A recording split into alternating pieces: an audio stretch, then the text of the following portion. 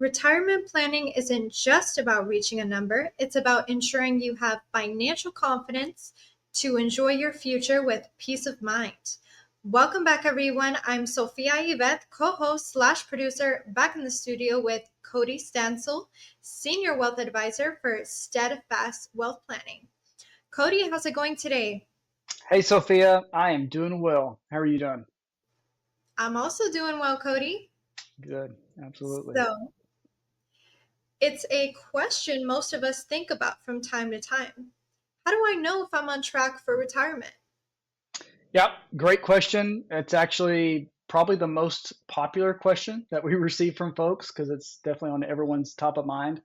I don't think I've ever had a client say, Cody, my goal is to be rich one day, but a lot of them do say, I just don't want to be poor, right? I don't want to be a burden on my children financially down the road. And so it's a big topic for a lot of folks.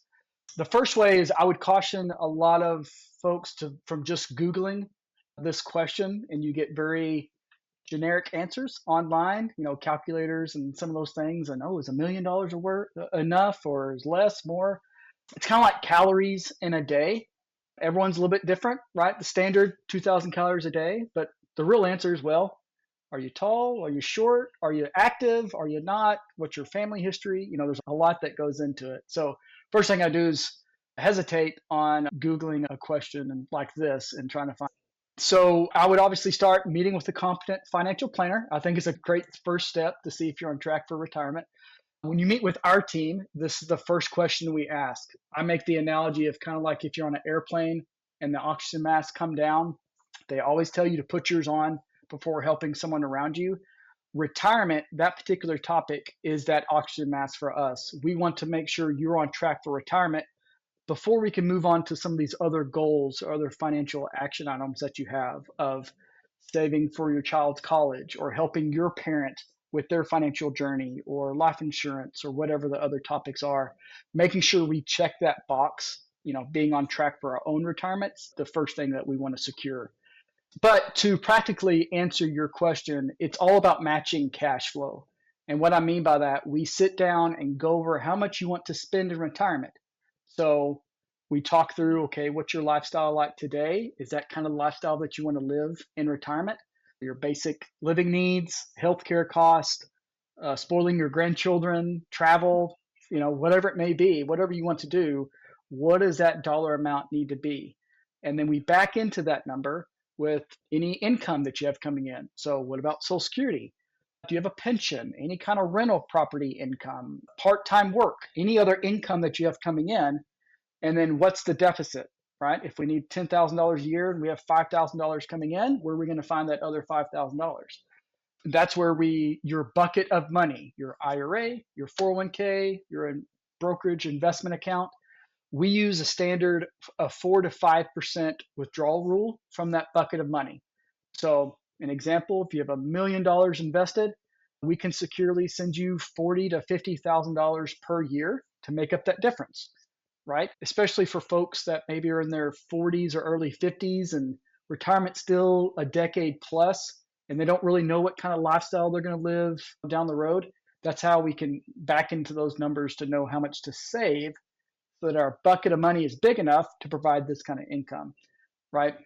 And just like the calorie analogy that I used earlier, that 4 to 5% withdrawal rule is obviously a little bit different for every folk, right?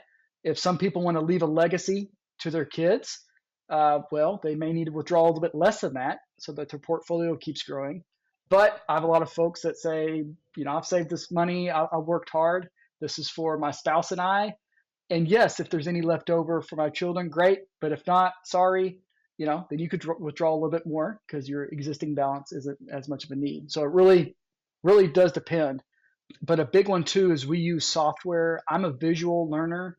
So even if someone just tells me something, it's less impactful than showing me something. So we use software on a screen that says, here you are today. Here's where you want to get to. And then, okay, how do we get there? How much do we need to save? How much do we need to earn with our investments? How can we get there with those factors? Then the next part is, okay, if we're saving enough for retirement, all looks good, then what could derail this retirement plan? What could go wrong that makes us off track? Then we go through, what if this happens? What if this happens? What if one of us gets sick? What if we end up needing to spend more than we originally thought? There's a lot of different scenarios that we have to go into at that time, right? And then obviously there's a tax factor. Cody, we're on track for retirement. We have enough, but what's the best way taxes wise to go about this? Which account do we need to withdraw from? Which should we be saving in a Roth 401k? Should we be saving in a traditional 401k? All those questions that we have. So as you approach retirement, it gets much more concise on these details and these numbers. The younger you are, 30s, 40s, early 50s, I make this joke all the time. I know the Lord is looking down, chuckling that we're trying to forecast 20 years into the future, like any one of us know.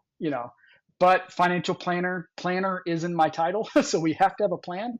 But for those folks, if you're 40 years old and you just don't know if you're saving enough, we use the 15%, just save at least 15% of your income into an account, even if you have 20, 30 years to go, and life will definitely change on you. So save that amount. And as you approach retirement, we can get much more detailed with these details and numbers. Wow. And one final question for you today, Cody. Yes. What are the tax implications of withdrawing from different retirement accounts?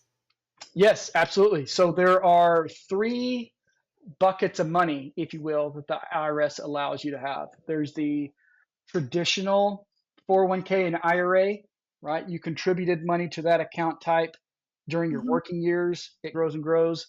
You take any of those distributions from that account, you'll just pay regular income tax on them, right? So if you take out $20,000 from a traditional IRA or a traditional 401k, we send you a 1099 tax document that you have to report that $20,000 of income. And then there's the Roth account, right? That's a second account type, kind of the opposite of the traditional IRA. You put money into a Roth 401k, a Roth IRA, no tax benefit today during your working years, but that money grows and grows and grows tax free, and you can take it out in retirement tax free. And then the third bucket that not a lot of people know about, it's a really powerful tool, is just a brokerage account, right? It's not a retirement account, but it offers ultimate flexibility. You can touch it when you're 40, when you're 50. You don't have to wait until retirement like some of these other account types are. And it's just a capital gain tax uh, consequence. So, an example, you invest $100,000, it grows to 150,000, and you say, "Oh, Cody, sell all 150,000. I need that money." You just owe capital gains tax on that $50,000 of growth. In a perfect world, all of your money is in a Roth bucket, tax free forever. You never have to worry about Uncle Sam and the IRS. That's usually a little unrealistic for folks. So having some spread across those three buckets. So when you are retired and you need money from your portfolio, it really allows us to look at the tax code of what's the tax code this current year. Okay, let's send you this portion from your traditional IRA. Let's send you this portion from the Roth IRA. And we can really try to game the tax code the best way we can. Love it, Cody. Thank you so much for those helpful insights. Have a wonderful rest of your day, and we'll catch you on the next episode. You too. Thanks, Sophia.